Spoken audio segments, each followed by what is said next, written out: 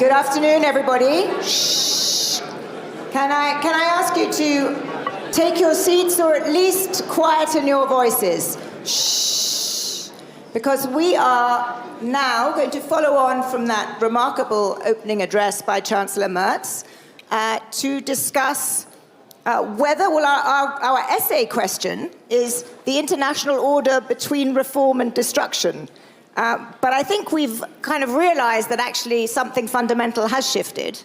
And those of you who were in the room a year ago, we got an inkling of this with Vice President Vance's speech last year.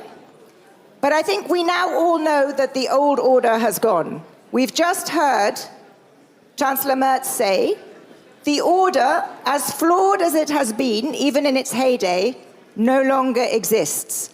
We've entered an era that is once again marked by power and big power politics. That is what the German Chancellor just told us. Last month, as you know, many of you will have seen Prime Minister Carney of Canada called it a rupture.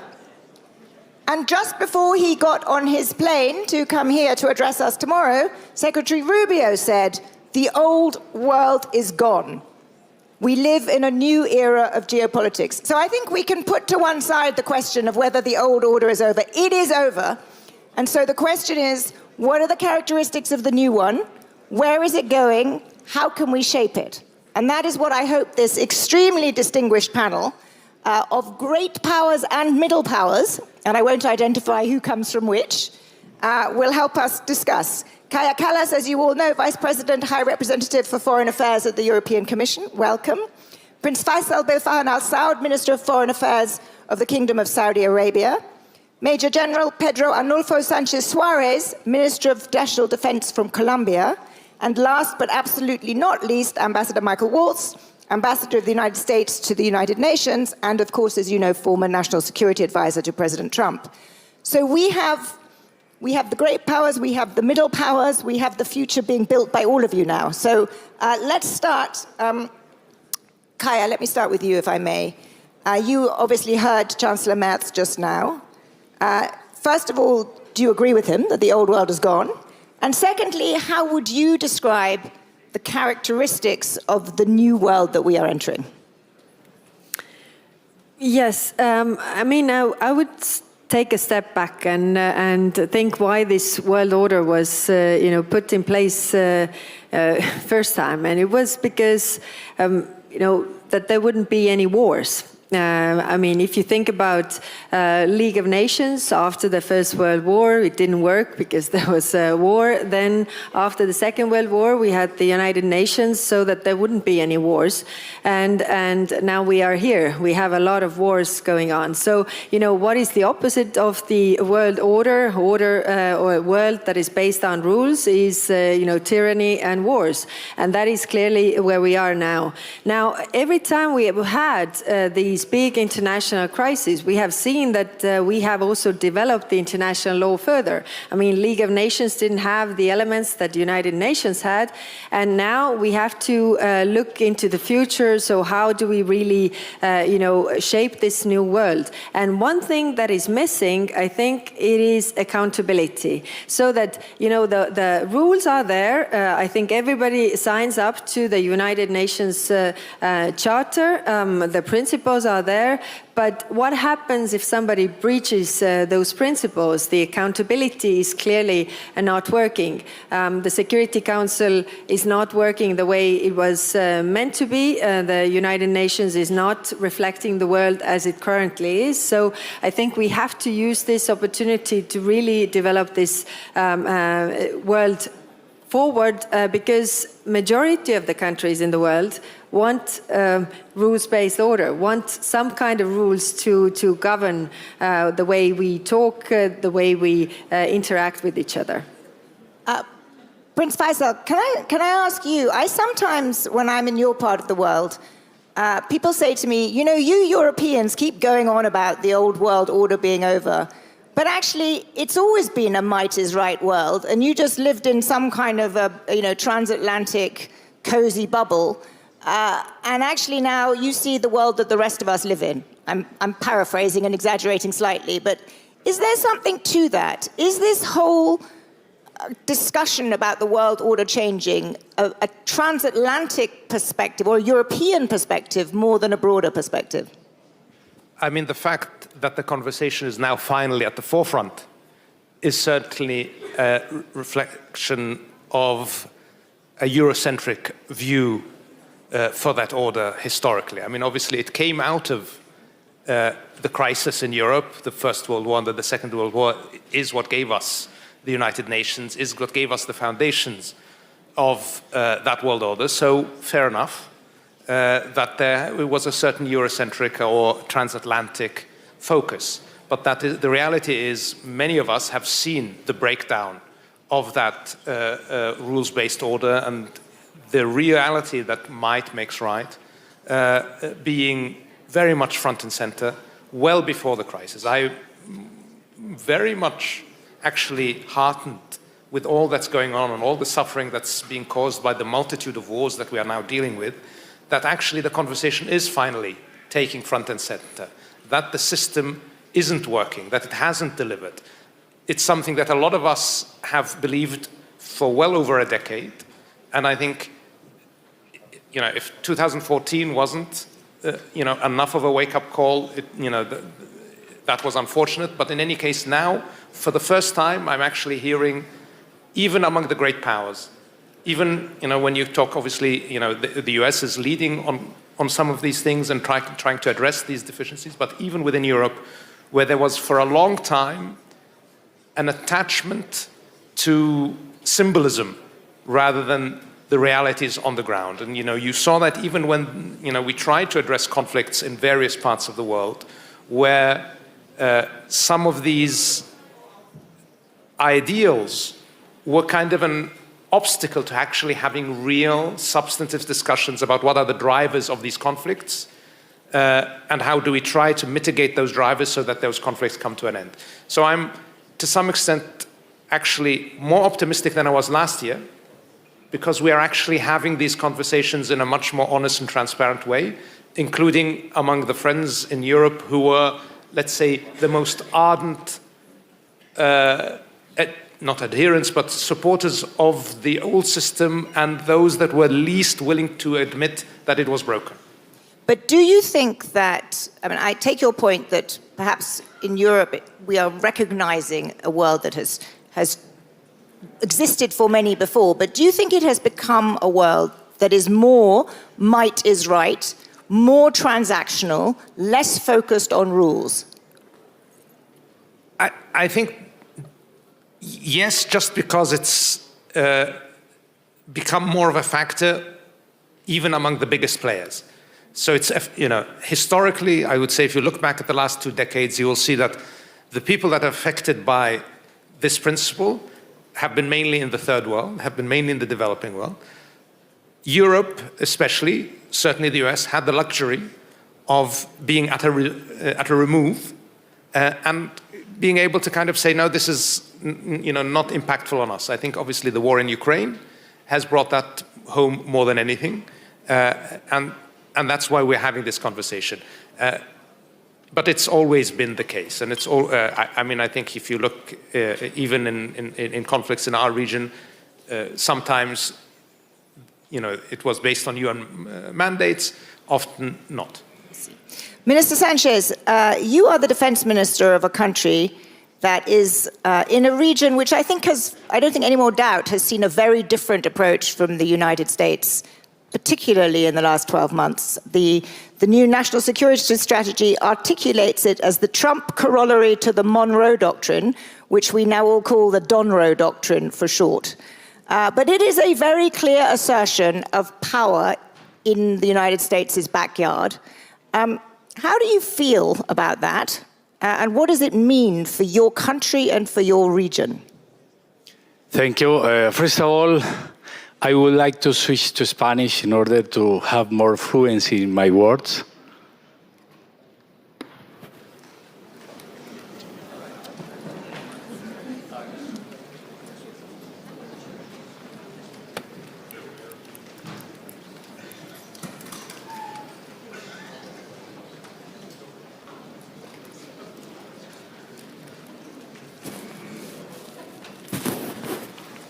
Thank you. Primero quiero agradecer esta gran oportunidad. First of all, I would like to thank you all for giving me the opportunity to be here to speak with all of you. This is a conversation heard all around the world, and I would also like to greet you on behalf of the President of the Republic of Colombia, President Gustavo Petro, who was unable to come here due to an environmental emergency that we are currently having in Colombia. This just goes to show that things that happen in one part of the world can affect the entire world. The threat of climate change is real, and we are here, of course, to solve that problem together. I had the opportunity to study at Edwards College in Montgomery, Alabama in 2018. And there, I learned about the U.S.'s national security strategy. And I would always ask why the American continent didn't figure into this strategy. They spoke about Russia, China, the multipolar world. It was always focused elsewhere and not in the American continent. But then, last December, there was a new security strategy that was published, and the main focus was the American continent.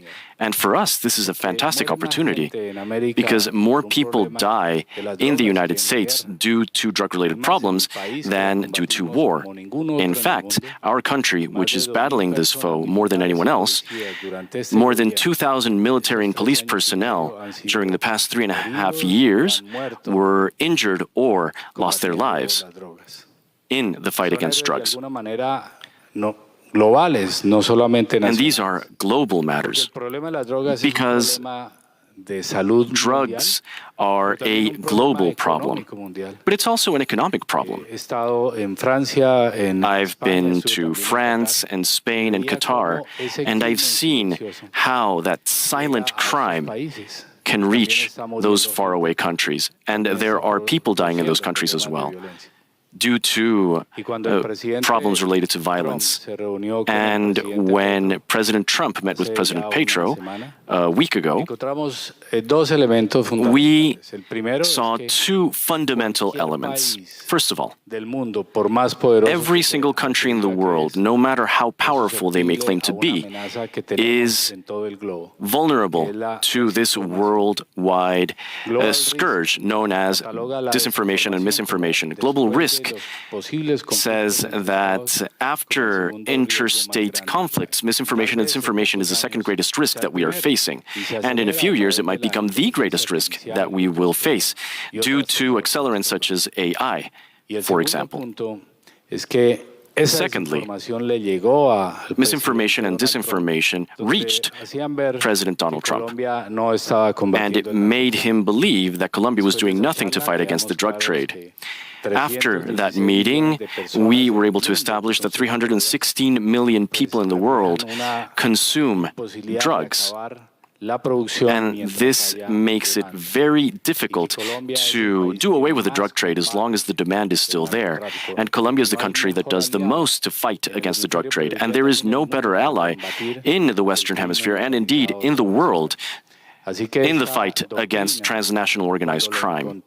So, when we saw that the new strategy mentioned America First, President Petro took the cap that President Trump gave to him and added an S at the end, Americas, because America doesn't just refer to the United States, it refers to the entire continent.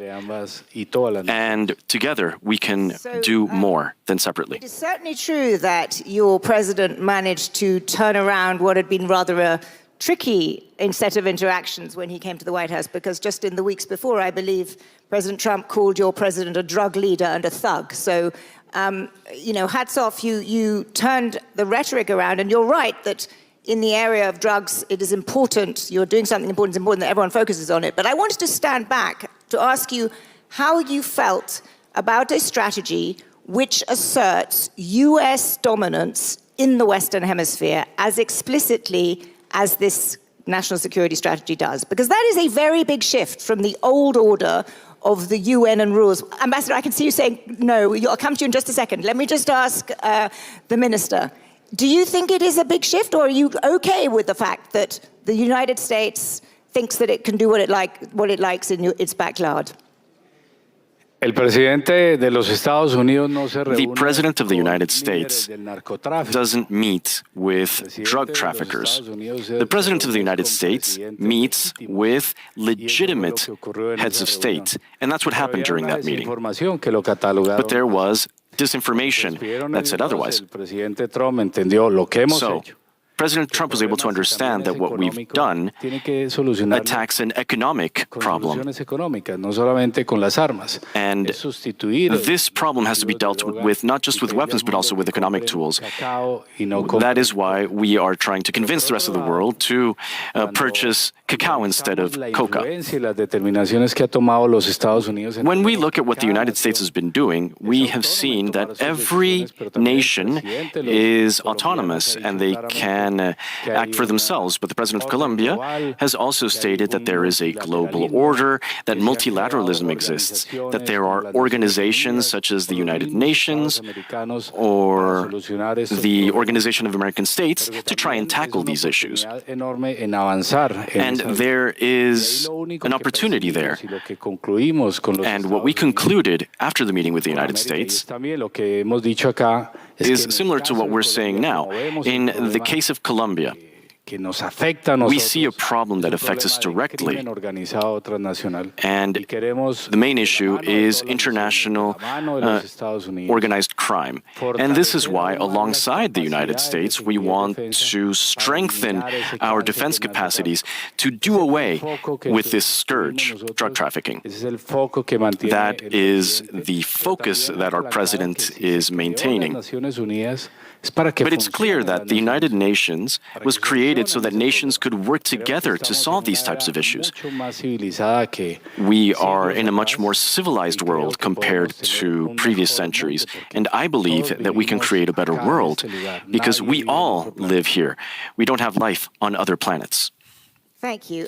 Ambassador Waltz, you've been very patient as you've been hearing my questions.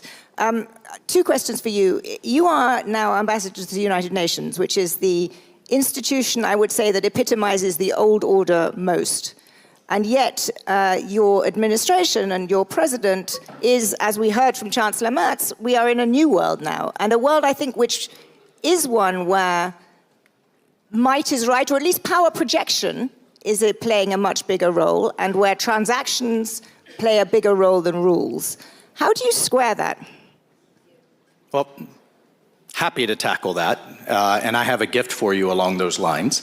But first, I just wanted to point out what and reinforce what the general said. More Americans die from drugs and fentanyl and transnational crime than in any other type of conflict around the world. So this notion that the United States reasserting its leadership in the Western Hemisphere isn't necessarily new. I'd call it overdue. And Colombia and the United States worked quite well with each other under Plan Colombia in the 1990s, in the 2000s, defeated the FARC narco insurgents.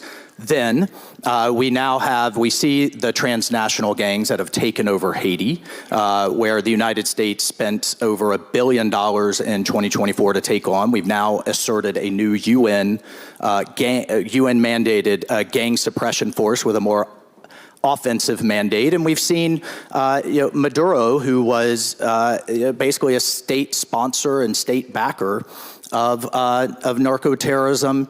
He is now removed, and you know who is not wringing their hands? The 8 million Venezuelan refugees, a larger refugee crisis than Syria, mind you, that was destabilizing the region. And my former constituents in Congress, the Venezuelans who are seeking asylum in Florida, with tears of joy, thanking us. So asserting U.S. leadership has been welcomed.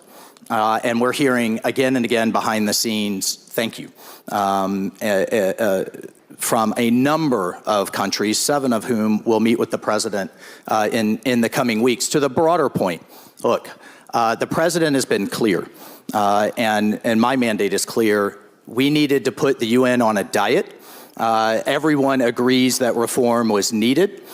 We are pushing hard for the UN to go back to basics, to that peacemaking and peacekeeping function that was core to its founding. And the biggest problem we've seen is that it's trying to do too much for everyone and be everything to every nation.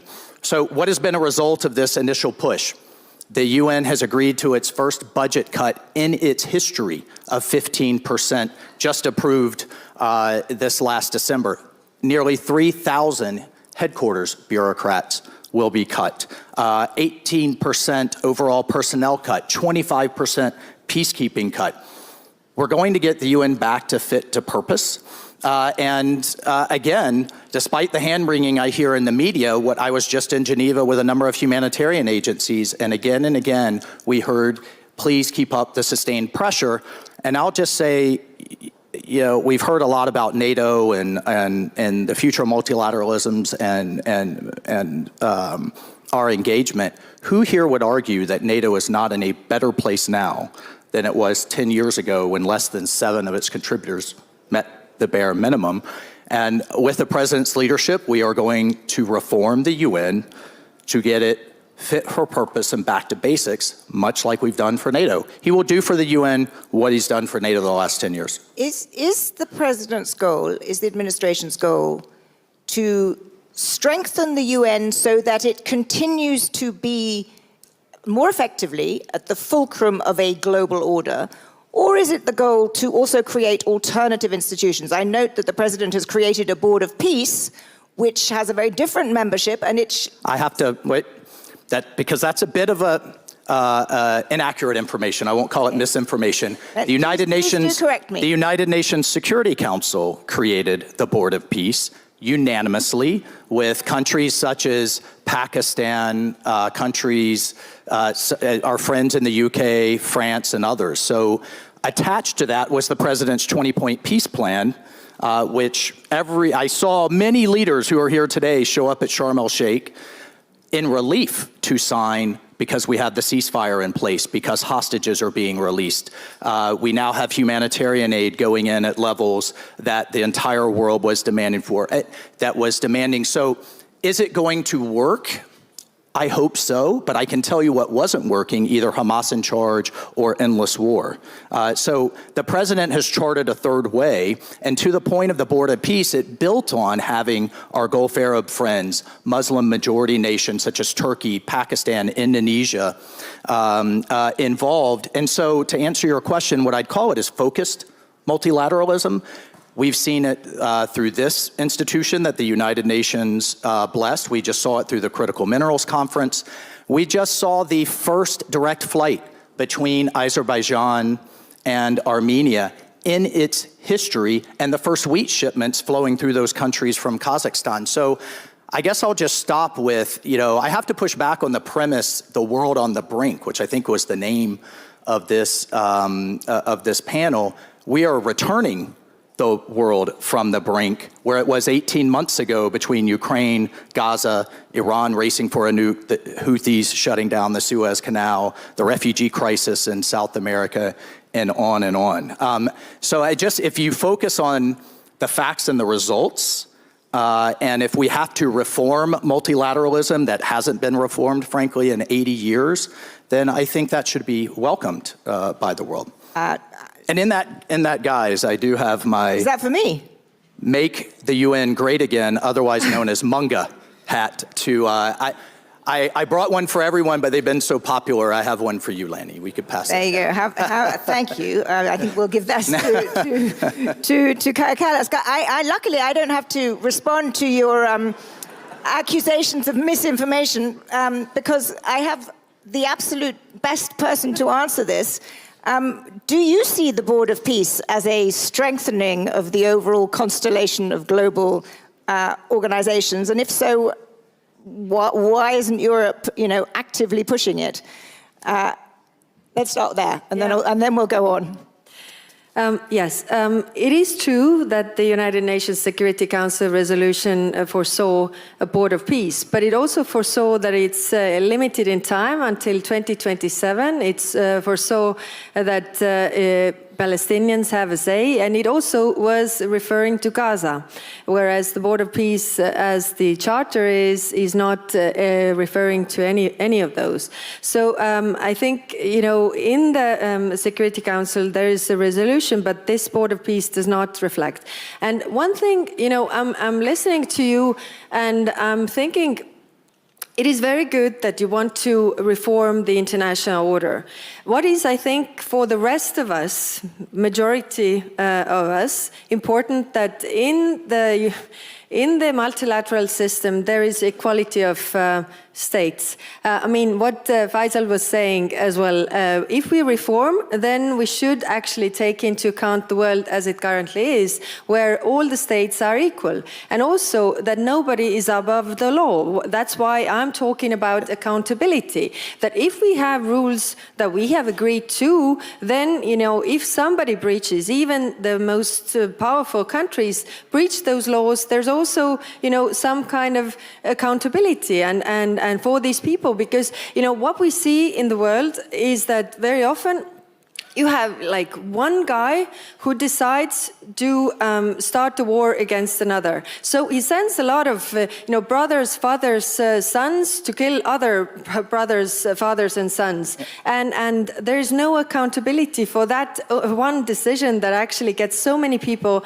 killed. And I think, if we're talking about the reform of the multilateral system, and I agree that it's good that it's under fire, then that's why it's also on the front of these debates, but we should respect that all states are equal. Sure.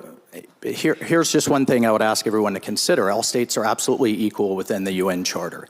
The difference and why the United States is pushing for reform is the U.S. has historically paid more than 180 countries combined in terms of our dues assessments and voluntary giving. So, of course, when I have to look at mechanics, doctors, nurses, firemen that formerly in my district who are struggling to get their kids to school, but yet I have UN officials who are flying business class around the world, I can't believe that there is an argument against reform. But on the Board of Peace, look, I would just say this, for the people of Gaza, for Israel and the region, there's also a cost to status quo. Status quo was not working. The alternatives were Hamas in charge or Israel in endless conflict.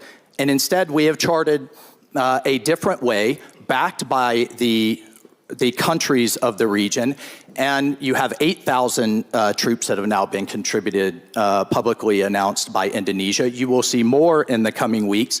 And you have billions of dollars that, frankly, some countries were not comfortable putting completely through the UN system. So we have a funding mechanism that's now set up under this Board of Peace Charter, in addition to the Palestinian Technocratic Committee.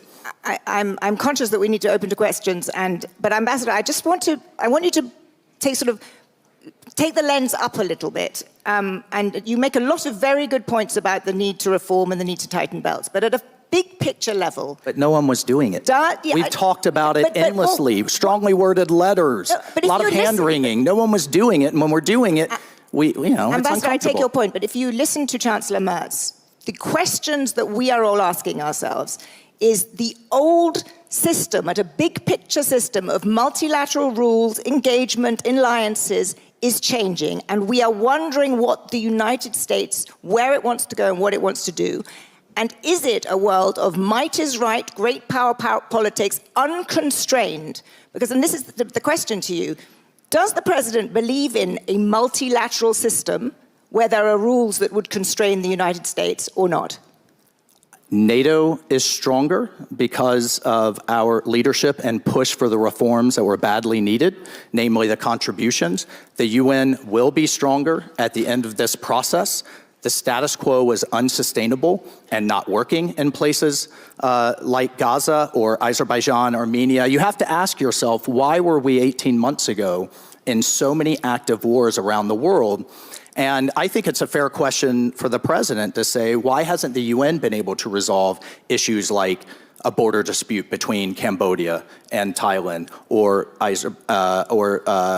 Azerbaijan, Armenia, or we could walk around the world, or Kashmir and India and Pakistan, where we faced a very serious nuclear escalation. So what I'm hearing outside of forums like this privately is thank you for American leadership. America has to lead. If we have to have more focused plurilateral or focused multilateral organizations to do so, I think that should be perfectly acceptable if we're getting the results that results in peace and security. Yeah, yeah. Okay, thank you. I think that was actually very clear. Questions?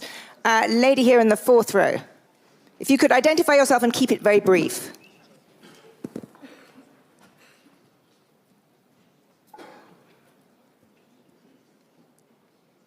Thank you. My name is Amal Modelleli. I'm a researcher at Princeton University. I have two quick questions. Mr. Waltz, it's good to see you. And thank you. Thanks to your efforts, Resolution 2803 was passed and the Board of Peace was established.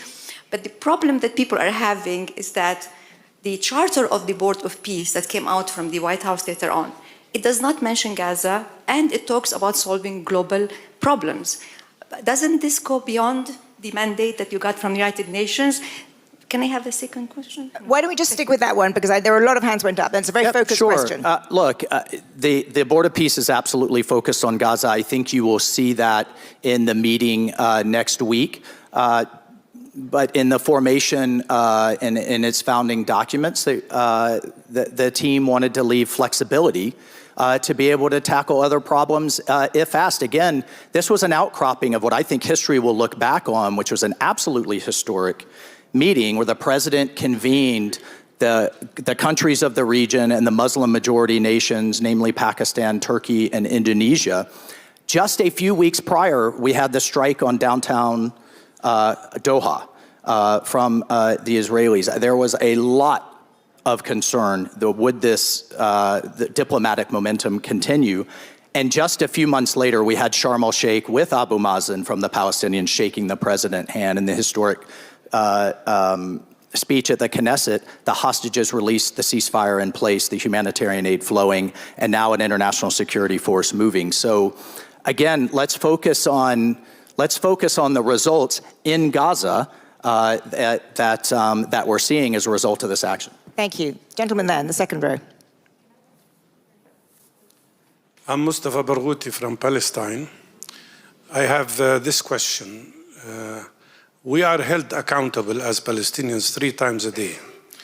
Israel is violating the ceasefire already 1,500 times. Who's going to hold Israel accountable?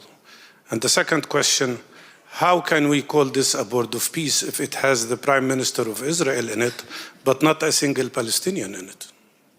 Thank you. Kaja, would you like to answer that?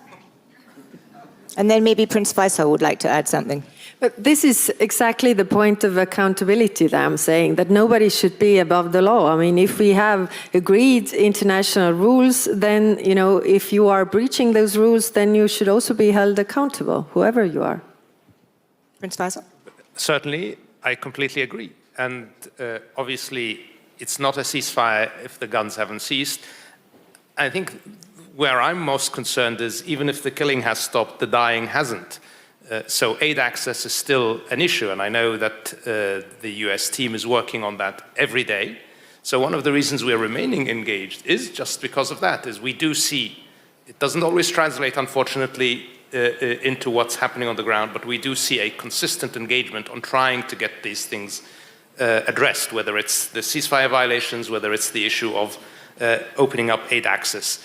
And of course, when the resolution was adopted, it was very clear. It included language that addressed the right of the Palestinians for self-determination.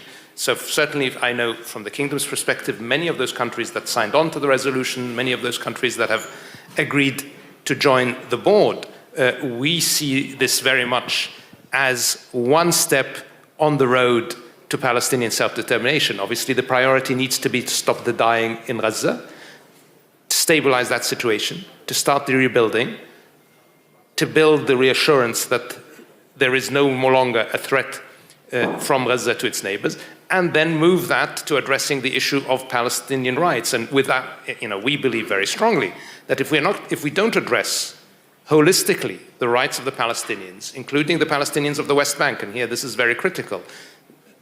The unity of Gaza and the West Bank needs to be maintained, and that can only happen if we stabilize the situation in Gaza, because there's no linkage with a space that is currently in chaos. So we have a lot more to do. We have a meeting coming up, and I'm sure we'll hear more about what's being done. It's a daily effort to stabilize the situation. All the hostages are out now, so now the focus needs to be getting the lives of the Palestinians in Gaza into a much, much better place, and allowing that then to be the opening towards a pathway towards the Palestinians and the Israelis can live together side by side in peace and in harmony. And I just would add very quickly, we've had over 4,000 trucks per week moving now since the Sharm el-Sheikh.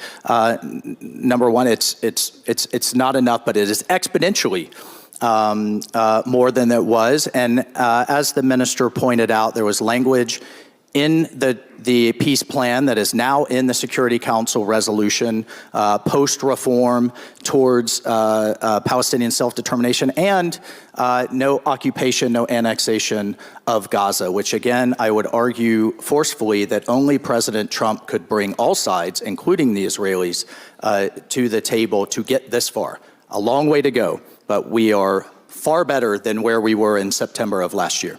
Thank you. There are a lot of hands going up. Question here, very briefly. Very briefly. Katarzyna Pisarska, I'm the chair of the Warsaw Security Forum, Poland. My question to you, Ambassador Waltz, just an honest reply, please. Does America... I've been pretty straightforward and honest so far. Does America need a rules-based order? And if so, what are you willing to also sacrifice, because you have been backing this world order for years and years. And thanks to the United States of America, many of us, including Poland, has benefited immensely. And what we're seeing now is a withdrawal. That's an honest, I think, assessment of many of us. And we just ask ourselves, are you willing to fight with us, the Europeans and others, for this world order? And the same question really to Kaja Kallas. Do you feel that the Europeans are willing to really fight for this order? Thank you. And I would follow your question. Are the Europeans willing and able to take the tough financial steps necessary? I'm a recovering politician myself. I know how tough those votes are when you have a social social support system.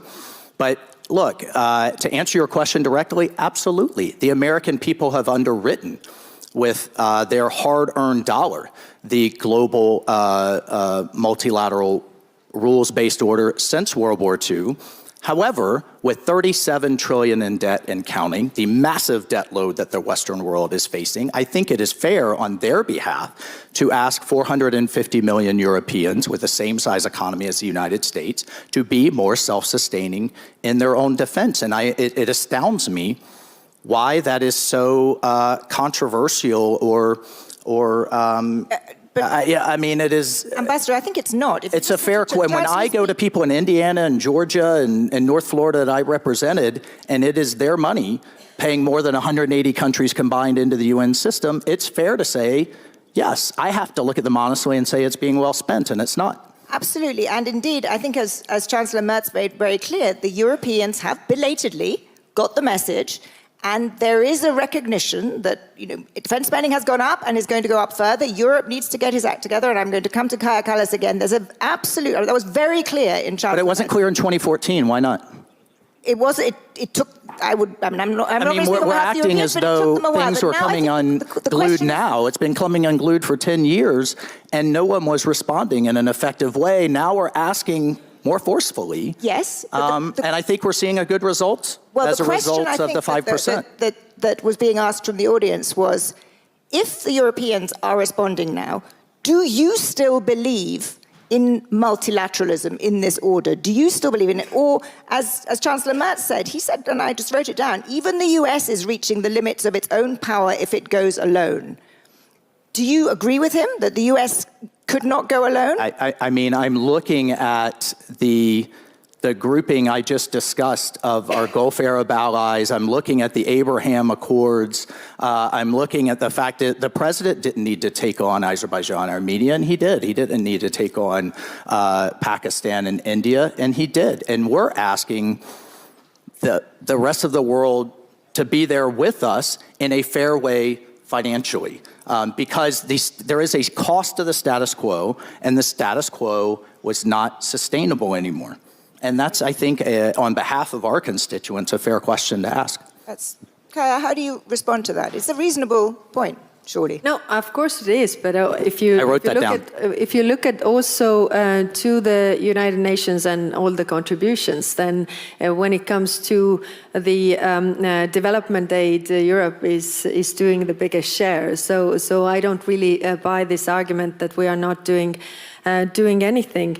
In the beginning you said also that is it that actually the rules of jungle and the might makes right actually has always been there?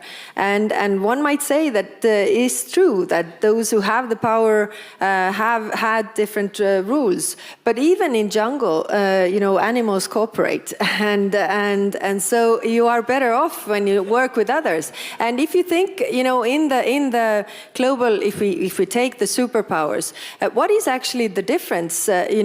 When for example, Russia goes to war, they go alone because they don't have allies. When America goes to wars, then, a lot of us go with you and we lose our people on the way. So that means that you also need us in your to be this superpower. Because if we look at the bigger picture, in terms of economic might, China is a very, very powerful country.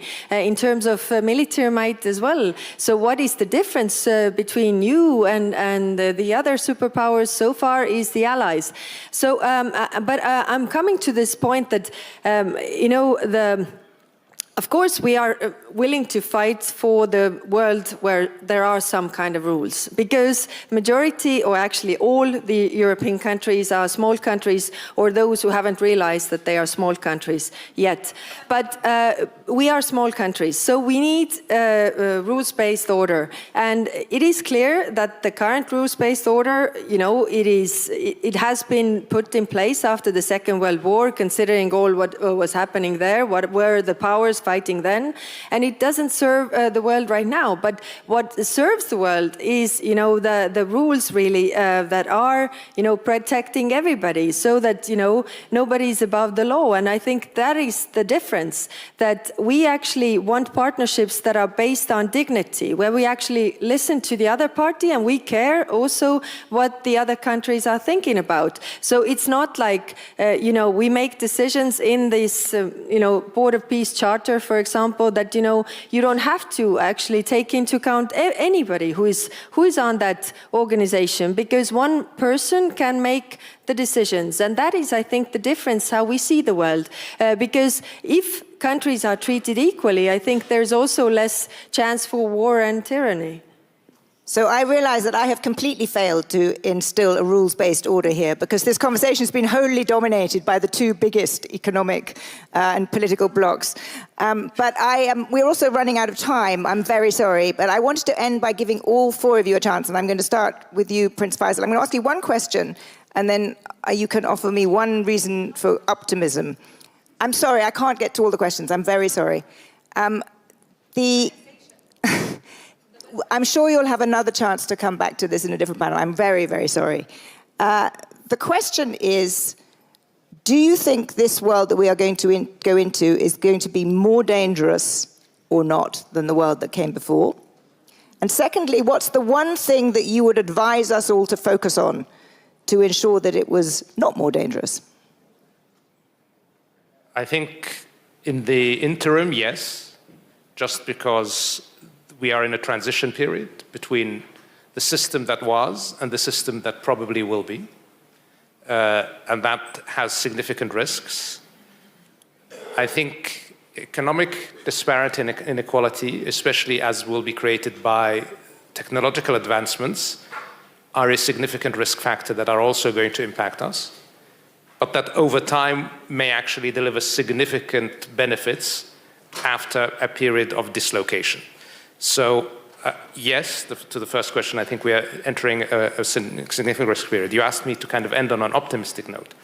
The conversation we just had actually is why I'm a bit optimistic, because finally we are being, all of us, honest with each other. We don't agree yet, but we're actually having the conversation. Everybody is saying how they really feel about the system and how it didn't work from their perspective.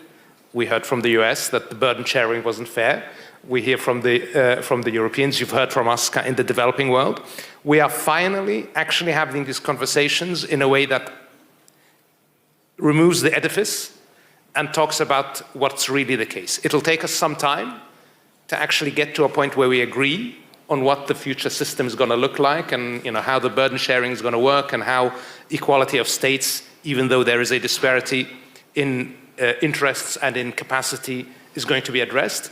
But I think over time, with some pain, as I mentioned, there will be some pain in the process of getting there. I think we will be in a better world. So I am going to end us there on that optimistic note. A spirited conversation. Thank you all. Thank you, Minister Sanchez. Thank you, the rest of you.